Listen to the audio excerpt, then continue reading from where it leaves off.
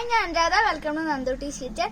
ഇന്ന് ഞാൻ ഉണ്ടാക്കുന്നത് 2 കടലപ്പൊടി കൊണ്ടുള്ള സൗത്ത് ഇന്ത്യൻ സ്വീറ്റ്സ് ആണ്.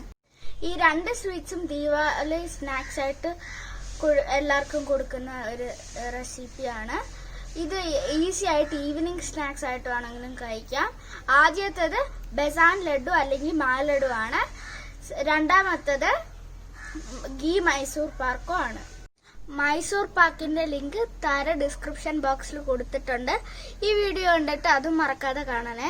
എന്റെ ചാനൽ ഇതുവരെ സബ്സ്ക്രൈബ് ചെയ്യാത്തവര് താഴെ കാണുന്ന റെഡ് സബ്സ്ക്രൈബ് ബട്ടൺ ഞെക്കിയിട്ട് അതിന്റെ അടുത്തുള്ള ഒരു കുഞ്ഞ് ബെല്ലൈക്കൺ കാണും. അതിൽ ഞെക്കിയിട്ട് ഓൾ എന്നുള്ള ഒരു ഓപ്ഷനിൽ ഞെക്കിയാൽ മതി. ഈ വീഡിയോ ഇഷ്ടമാണെങ്കിൽ ലൈക്ക് ചെയ്യണം, ഷെയർ ചെയ്യണം. ഈ റെസിപ്പി ട്രൈ ചെയ്യാൻ നോക്കിയിട്ട് കമന്റ്സ് വയ്ക്കാൻ മറക്കരുത്. ഇനി നമുക്ക് ബസാൻ ലഡു എങ്ങനെയാണ് ഉണ്ടാക്കുന്നതെന്ന് നോക്കാം.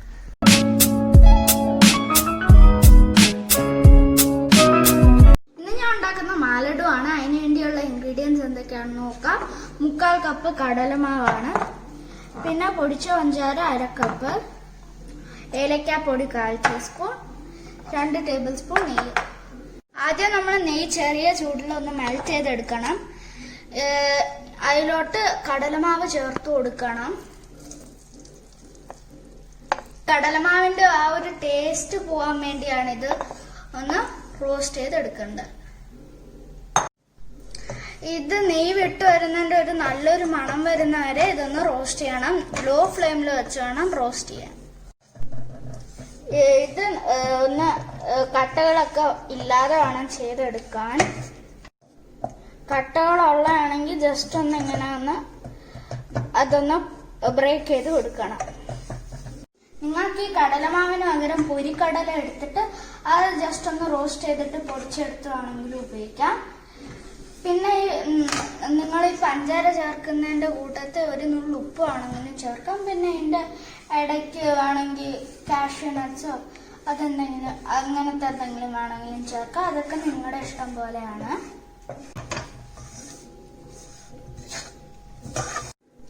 നല്ലോണം ഒന്ന് മണം വന്ന് തുടങ്ങുന്നുണ്ട്.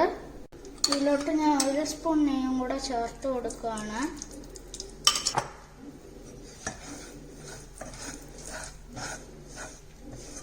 നമ്മൾ റോസ്റ്റ് ചെയ്യുമ്പോൾ ഡ്രൈ ആയിട്ട് തോന്നുകയാണെന്നുണ്ടെങ്കിൽ 2 ടേബിൾ സ്പൂൺ നെയ്യും കൂടെ ചേർത്ത് കൊടുക്കാം.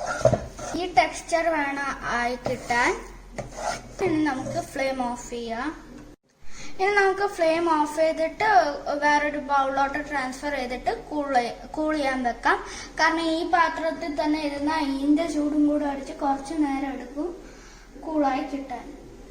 ഞാൻ ഇപ്പൊ ഇത് ടോട്ടൽ 3 ടേബിൾ സ്പൂൺ നെയ്യാണ് ചേർത്ത് കൊടുത്തേക്കുന്നത്. നിങ്ങൾക്ക് കൺസിസ്റ്റൻസി അനുസരിച്ച് ചിലപ്പോൾ മാറ്റം വരും. ഇനി ഇത് ചൂടാറാൻ വെക്കാം.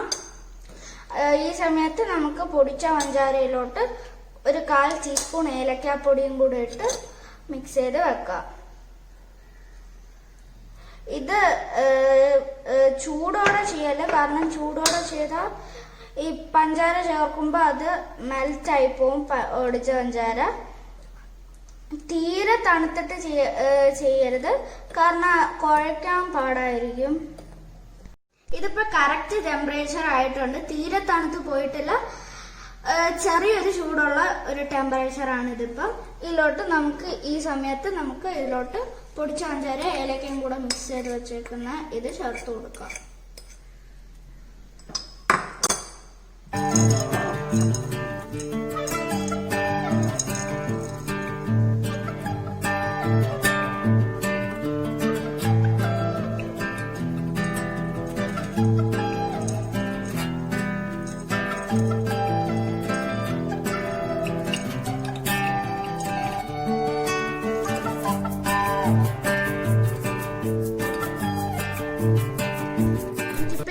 അളവിൽ കിട്ടിയ 7 മാലഡുകളാണ്. അപ്പൊ നമ്മുടെ മാലഡു ഇവിടെ റെഡി ആയിട്ടുണ്ട്. ഈ വീഡിയോ ഇഷ്ടമാണെങ്കിൽ ലൈക്ക് ചെയ്യണം, ഷെയർ ചെയ്യണം. എന്റെ ചാനൽ ഇതുവരെ സബ്സ്ക്രൈബ് ചെയ്തില്ലെങ്കിൽ ഒന്ന് സബ്സ്ക്രൈബ് ചെയ്യണേ. ഈ റെസിപ്പി ട്രൈ ചെയ്ത് നോക്കിയിട്ട് കമന്റ്സ് വായിക്കാൻ മറക്കരുത്. മറ്റൊരു ഡിഷുമായിട്ട് വീണ്ടും കാണാം. So this is Anuradha signing off. By.